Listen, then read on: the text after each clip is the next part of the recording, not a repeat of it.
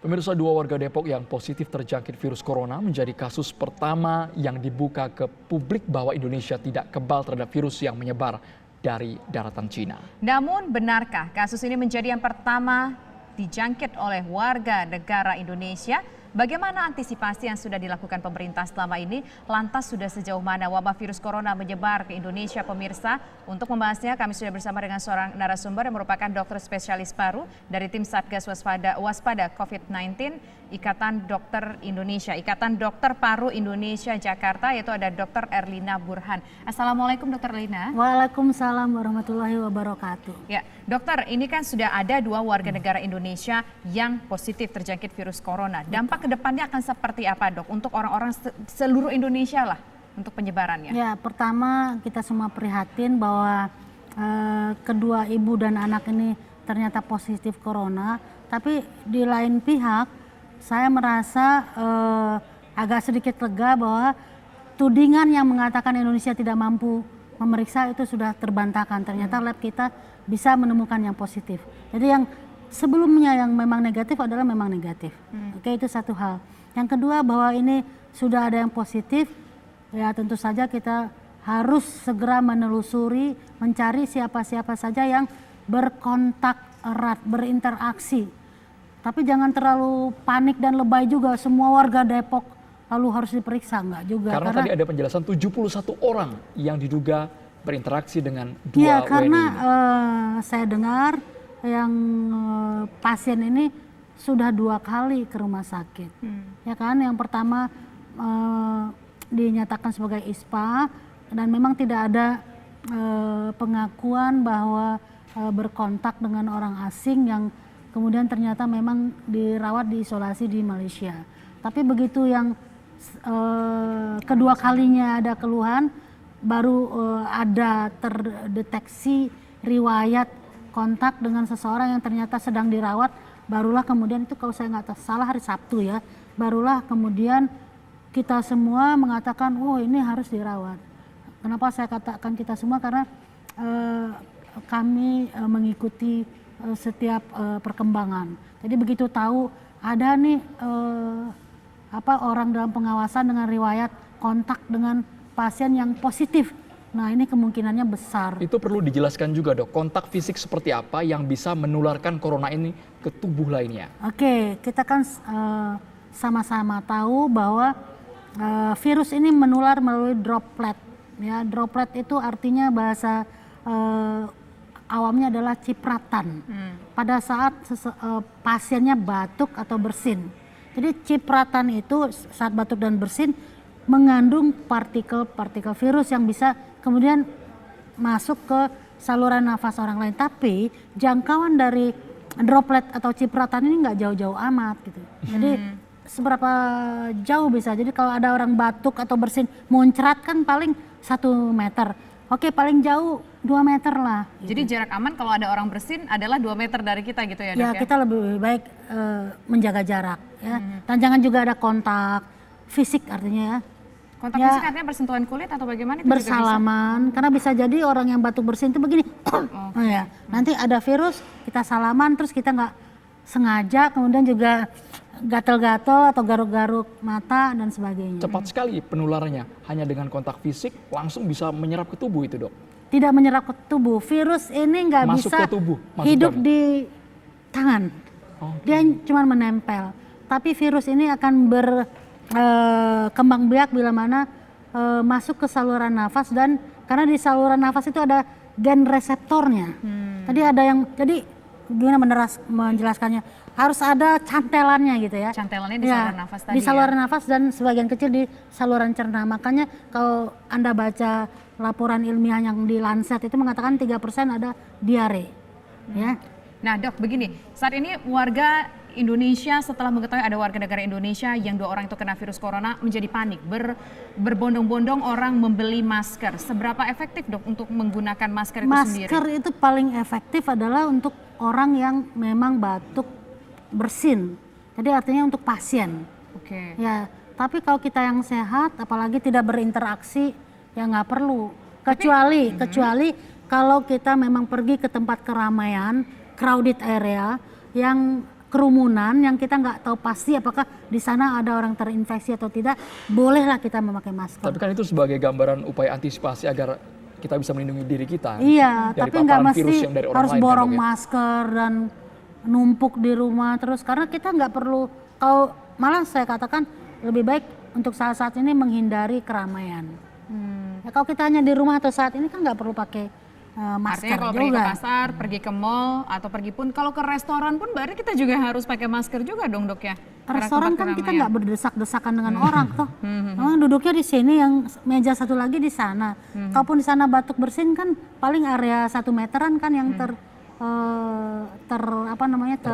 terpapar. Sementara Baik. kita 3 meter ya sudahlah. Dokter Erlina, tadi yang menarik ketika dokter mengatakan muncratan ya, Tisa. Iya. Muncratan itu kan ada jangkauannya. Tapi apakah bisa muncratan tersebut ada perantara misalnya lewat udara, Dok? Iya. Ini kan yang Nah, ditakutkan oleh Ya, masyarakat, Dok. jangkauan muncratan itu kalau tidak langsung ke orang dia akan jatuh ke suatu tempat. Misalnya saya nih batuk bersin, nggak ada orang depan saya yang 1 meter kan, Jatuh ke meja. jatuh ke meja ya. Oleh sebab itu dikatakan pencegahannya cuci tangan. Tapi itu masih bisa hidup ya, Dok? Misalnya saya Ya. muncrat ini begitu ya, atau katakan saya batuk Ya, misalnya ada begitu, droplet bersin, sneezing jatuh gitu. di- Jatuh, Andro Nah. pegang, itu Andro bisa tertular. Kalau hanya di tangan enggak. Oh, kecuali tapi Masuk, itu jangka. karena dia kan bisa hidup kalau berada di media yang tepat untuk dia, yang bisa dia hidup. Tapi ketika Kalau di di sini, meja dia nggak bisa hidup lama. dia nggak bisa hidup lama. Berapa lama berarti, Dok? Jeda Iya. waktunya dari misalnya saya bersin, Ya kemudian dari Andro menyentuhnya coronavirus yang MERS-CoV itu bisa hidup beberapa jam sampai 2 hari. di meja. Contohnya di Ya, benda mati, di, begitu ya? di ruang terbuka lah gitu. Tapi kita juga mesti tahu sifat virus ini, coronavirus ini tidak bisa atau inefektif, tidak aktif bila mana udaranya itu panas, ya, dan juga humidity yang tinggi, ya, kelembaban yang tinggi. Baik. Indonesia kan kelembabannya cukup tinggi, Tapi 80%. harus berhati-hati ketika berada Ya. di dalam ruangan, katakanlah di ruangan studio, di ruangan ber-AC itu berarti harus hati-hati dong, Dok, ya? Kalau Iya. ada yang bersin-bersin gitu. Iya, karena dia di udara dingin bisa hidup. Kalau dia tidak di dalam saluran nafas ya, tapi di tempat terbuka. Itulah makanya cuci tangan. Baik, dokter sekarang melihat langkah pemerintah ketika sudah mengisolasi permukiman yang diduga merupakan tempat tinggal dari Ya. warga negara yang terinfeksi corona tersebut dengan menyemprotkan seluruh lingkungannya disinfektan. Disinfektan. Apakah menurut dokter sudah tepat langkah tersebut? Bahkan tukang kebunnya juga dipanggil ke RSPI Sulianti Saroso. Ya, jadi desinfektan itu bisa membunuh virus yang ada di benda-benda mati. Contohnya di dinding rumah, di meja, di kursi, itu benar. Itu saya setuju ya. Tapi kalau untuk jaringan hidup seperti tangan, kita pakai antiseptik. Beda ya, desinfektan dengan antiseptik. Gitu. Dok, ini selain tadi balik lagi nih ke masalah bagaimana masyarakat Indonesia bereaksi soal ketika tahu ada virus corona, rame-rame beli masker. Kemudian juga hand sanitizer katanya di mana-mana sulit ditemukan begitu ya. Apakah hand sanitizer ini sendiri efektif untuk membunuh kuman yang ada di tangan yang membawa virus corona? Ya kalau itu mengandung misalkan alkohol atau klorin, iya. Tapi kalau hanya pewangi ya enggak lah. Oke. Ya, menurut saya lebih baik kita cuci tangan dengan sabun, Oke. dengan air mengalir. Oke, rasanya itu sudah cukup untuk Sudah cukup, menghilangkan ya. virus corona. Iya. Ketika kita tidak sadar bahwa diri kita sudah terpapar virus corona, itu yang sangat kita hindari. Tapi secara tidak sadar kita merasakan gejala apa yang pertama kali muncul, Dok, Gejala biasanya? pertama kali muncul adalah biasa demam. Ya, jadi dari laporan ilmiah dari pasien-pasien yang di Wuhan itu 98% dengan demam. Kisaran suhu berapa itu, Dok? Di atas 38. Oke. Ya. Dan kemudian batuk, 70% batuk. Ya. Kayak radang tenggorokan gitu, Dok. Iya, nyeri tenggorok juga. Ya. Nah, Dok, Ada kalau juga yang nyeri-nyeri otot. oh nyeri otot. Ya, rasa-rasa otot nyeri dan Nyeri sendi ya, Dok, ya? Ya, karena itu kan virus. Bahkan 8% itu nyeri kepala. Nah, Dok, ada tidak mungkin katakanlah cara-cara lain tadi selain menjaga kebersihan, mungkin dengan mengkonsumsi sesuatu, makanan Iya, atau yang ini kan ada yang bisa hubungannya dengan imunitas ya. Jadi imunitas tetap dijaga dengan makan yang teratur dan bergizi ya. Kemudian istirahat yang cukup. Ya, kalau perlu begadang sekali-sekali boleh lah, tapi in general secara umum istirahat harus cukup. Oke, karena posisi daya tahan tubuh kita ya hanya kita sendiri yang tahu ya dok. Ini dok Iya. posisinya yang di Depok ini dok, yang satu usia 31 tahun, kemudian ibunya Anaknya, 64 tahun. Ya, Ya, dok, ya. 64 tahun kan kita mengatakan itu sudah tua ya. Dan biasanya orang usia di atas 60 tahun imun sistemnya udah mulai menurun. Oke. Nah dok, ini kan penyakit ataupun COVID-19 ini kan menyerang sistem pernafasan ya, Betul. radang paru begitu. Nah ada tidak mungkin orang-orang di luar sana banyak yang mungkin misalnya ada penyakit asma atau mungkin ada penyakit lain. Apakah ketika seseorang katakanlah tubuhnya terkena virus COVID-19 ini ada penyakit asma ataupun penyakit yang berkaitan dengan paru-paru ini justru bisa memperburuk situasi atau kondisi Yang kesehatannya? memperburuk situasi adalah penyakit yang sudah dipunyai pasien yang memang membuat sistem imunnya turun. Contohnya diabetes, penyakit-penyakit kronik lah, atau gagal ginjal, atau hipertensi, penyakit jantung. Kalau asma sih selagi daya tahan tubuhnya bagus nggak apa-apa, karena asma itu kan nggak terus-menerus, hanya kalau ada serangan kan. Baik, Anda yakin bahwa penanganan rumah sakit kita sudah optimal dok? Tidak ada yang ditutupi sama sekali mengenai virus corona di Indonesia. Kita sudah lama bersiap-siap karena udah 2 bulan mengatakan kok nggak ada yang positif. Ya saya kira karena ini yang pertama mestinya semua orang tuh bersemangat untuk menyembuhkan. Oke. Dok, terakhir mungkin sebagai penguatan juga untuk pemirsa TV One yang menonton tayangan ini, apa pesan dokter sebagai dokter paru, sebagai orang yang ahlinya juga begitu ya, kepada masyarakat Indonesia? Ya pertama saya ingin menyampaikan bahwa kewaspadaan perlu ditingkatkan karena sudah ada pasien yang positif di Indonesia, tapi juga jangan berlebihan, jangan sampai irasional ya.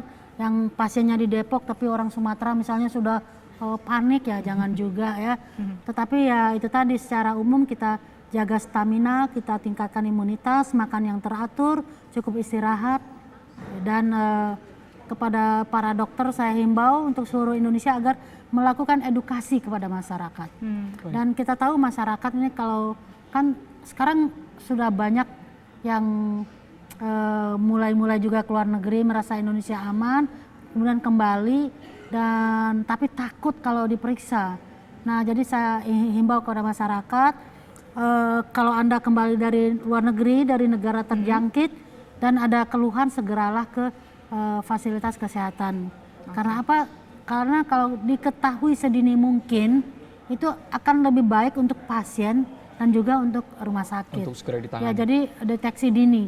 Jadi jangan sampai terjadi kemudian tidak menyampaikan informasi yang sebenarnya begitu ya. Baik, terima kasih banyak baik. Dr. Erlina Burhan, dokter spesialis paru atas informasi mengenai virus corona ini.